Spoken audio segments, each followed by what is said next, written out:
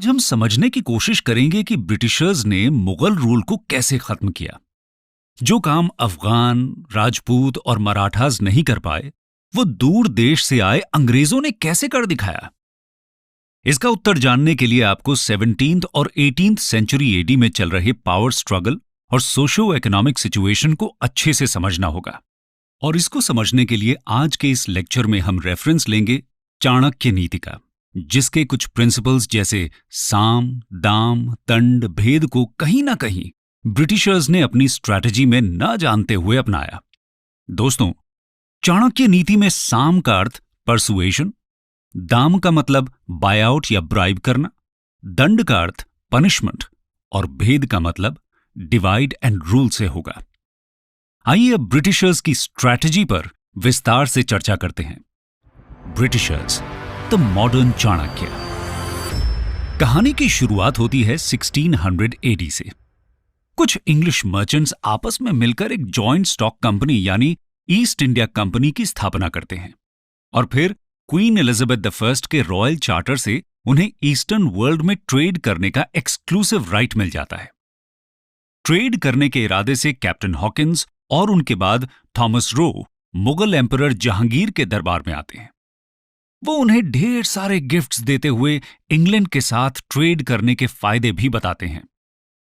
पहले तो जहांगीर कुछ नोबल्स और पोर्चुगीज के दबाव में ईस्ट इंडिया कंपनी को कोई भी रॉयल फेवर देने से इनकार कर देते हैं, परंतु ब्रिटिशर्स की कंसिस्टेंट परसुएशन मुगल एम्पायर को ट्रेड और टैक्स कलेक्शन में होने वाले फायदे के कारण आखिरकार जहांगीर रॉयल परमिशन दे देते हैं।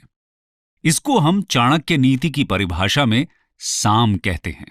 शाही फरमान यानी एम्परर्स ऑर्डर के अनुसार ईस्ट इंडिया कंपनी को एनुअल पेमेंट के बदले पूरे मुगल साम्राज्य में फैक्ट्रीज खोलने और ट्रेड करने की इजाजत मिल जाती है। शाही फरमान मिलने के बाद ब्रिटिशर्स एक एक कर सूरत, मद्रास, बॉम्बे, कैलकाटा, पटना इत्यादि जगहों पर अपनी फैक्ट्रीज स्थापित कर देते हैं।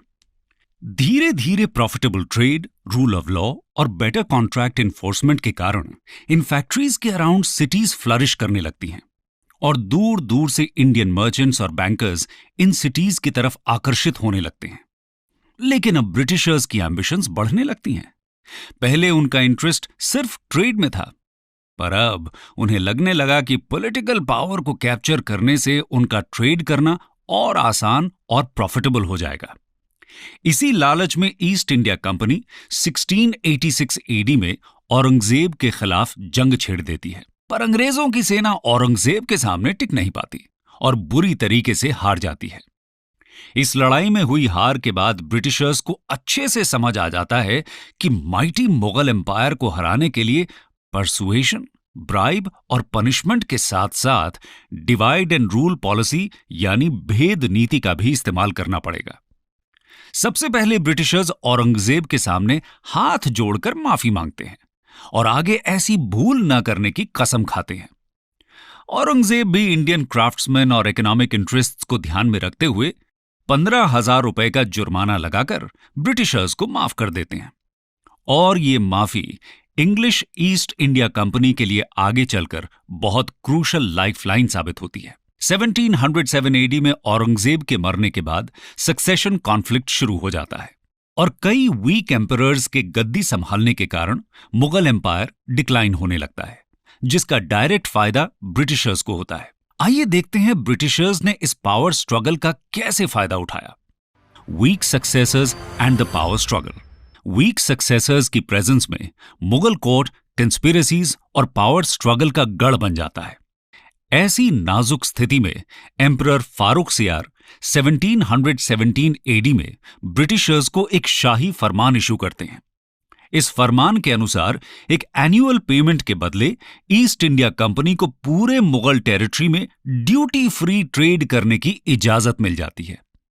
इसके अंतर्गत ब्रिटिशर्स अपने गुड्स पर दस्तक यानी कि ड्यूटी फ्री परमिट इशू कर सकते थे, जिसे देखकर कोई भी लोकल रूलर उस पर एक्स्ट्रा टैक्स नहीं लगा सकता था। पर ब्रिटिशर्स इस दस्तक सिस्टम का मिसयूज करने लगते हैं। ये देखकर बंगाल के नवाब्स ब्रिटिशर्स को दस्तक का मिसयूज करने से रोक देते हैं और बंगाल में बनी फैक्ट्रीज को फोर्टिफाई करने से भी मना कर देते हैं। इसी बीच पर्शिया के रूलर नादिर शाह पर्शिया को बदहाली से निकालने के लिए 1739 एडी में भारत पर आक्रमण कर देते हैं। इस समय के मुगल रूलर मोहम्मद शाह इस रेड के लिए बिल्कुल भी प्रिपेयर्ड नहीं थे। मुगल कोर्ट में चल रही कंस्पिरेसीज के कारण नादिर शाह बहुत ही आसानी से दिल्ली तक पहुंच जाते हैं और 70 करोड़ की धन संपत्ति, कोहिनूर डायमंड और पीकॉक थ्रोन के साथ पर्शिया वापस लौट जाते हैं। इस लूट से मुगल एम्परर की प्रेस्टीज को इररेपरेबल लॉस होता है, जिससे डेक्कन में मराठास और बंगाल में ईस्ट इंडिया कंपनी दोनों को साइकोलॉजिकल एडवांटेज मिल जाता है।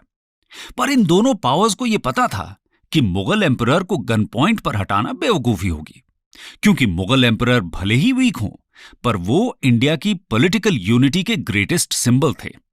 अवध, बंगाल, हैदराबाद, मराठास, ब्रिटिशर्स कोई भी हो, सभी मुगलों की नॉमिनल सुप्रेमेसी एक्सेप्ट करते थे, जिससे उनके रूल को लेजिटिमेसी मिलती थी।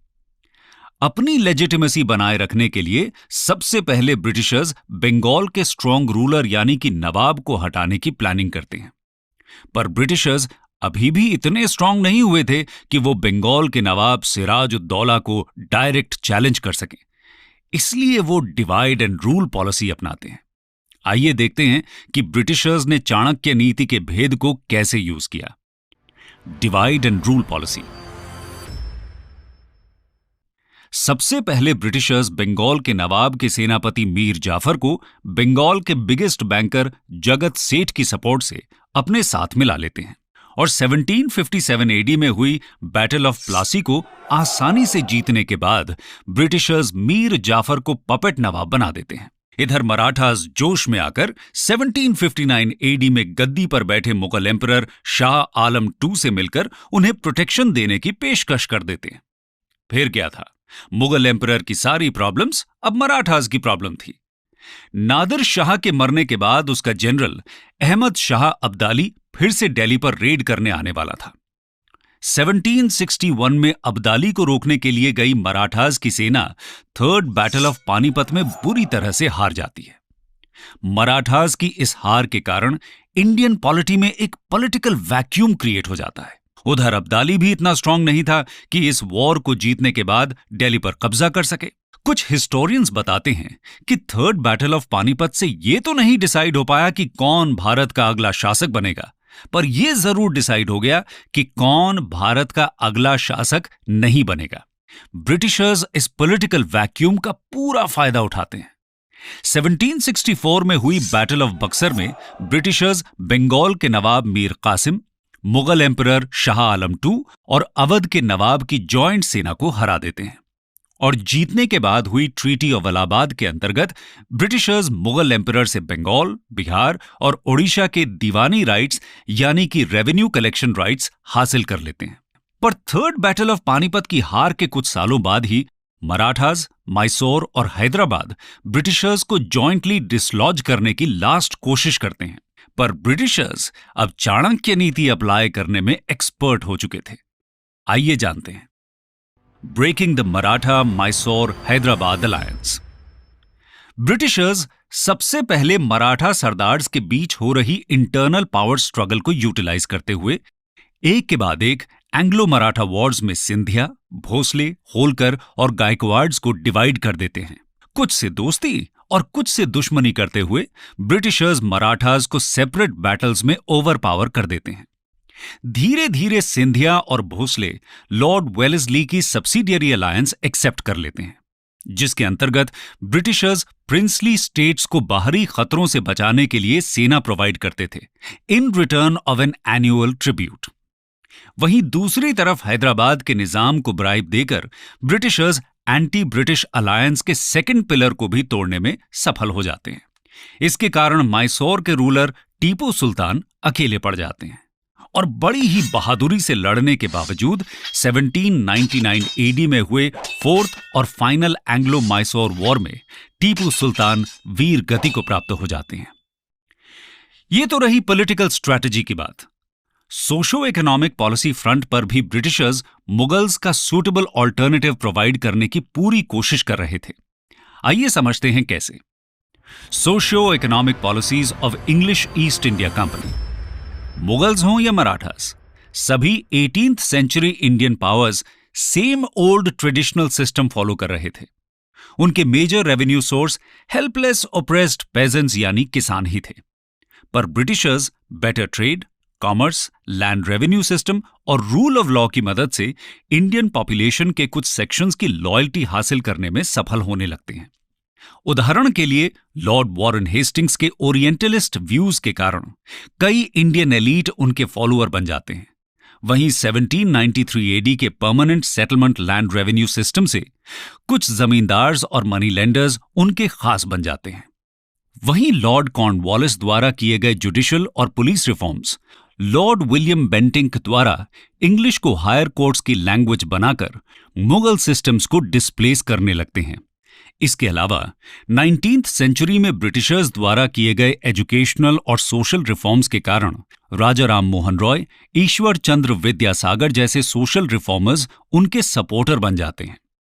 1857 का रिवोल्ट आते आते कुछ upper caste zamindars, princely states के राजा, अर्बन एरियाज में रहने वाले एलीट्स और ब्रिटिश आर्मी में एम्प्लॉयड कुछ अनटचेबल कास्ट्स ब्रिटिश रूल के हिडन बुलवर्क्स बन जाते हैं। इसी लेजिटिमेसी के कारण 1857 एडी में फाइनली ब्रिटिशर्स एक अनसिविलाइज्ड तरीके से मुगल डायनेस्टी को खत्म कर देते हैं। Last Mughal emperor Bahadur Shah Zafar II को बंदी बनाकर रंगून भेज दिया जाता है और मेजर विलियम हडसन सारी हदों को पार करता हुआ बड़ी ही क्रूरता से अंतिम मुगल राजकुमारों को मौत के घाट उतार देता है।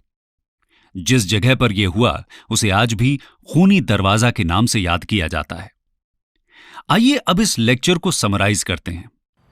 समरी, ध्यान से देखा जाए तो मुगल्स अपने इंटरनल वीकनेसेस, कोर्ट कंस्पिरेसीज और ट्रेडिशनल सोशो इकोनॉमिक बैकवर्डनेस के कारण 19th सेंचुरी तक मिलिटरीली इररेलेवेंट हो गए थे। पर ब्रिटिशर्स बहुत ही शूडली अपने कॉलोनियल रूल को लेजिटिमाइज करने के लिए मुगल एम्परर्स को 1803 से 1857 एडी तक सिर्फ एक पॉलिटिकल फ्रंट की तरह इस्तेमाल करते हैं। लेकिन एक broader socio economic and political base तैयार होने के बाद वे 1858 एडी के क्वींस प्रोक्लेमेशन या गवर्नमेंट ऑफ इंडिया एक्ट के साथ मुगल रूल को फॉर्मली ओवरथ्रो कर देते हैं। 20th सेंचुरी आते आते इंडियंस को ब्रिटिशर्स की व्हाइट मैन्स बर्डन थियरी में लूप होल्स नजर आने लगते हैं और एक लंबे फ्रीडम स्ट्रगल के बाद Bharat finally rule of constitution के साथ कॉलोनियल रूल से आजाद हो जाता है। दोस्तों, ये थी कहानी ब्रिटिशर्स के मुगल्स को डिस्प्लेस करने की। हिस्ट्री सीरीज का ये एपिसोड आपको कैसा लगा? मेरे साथ जरूर शेयर करें।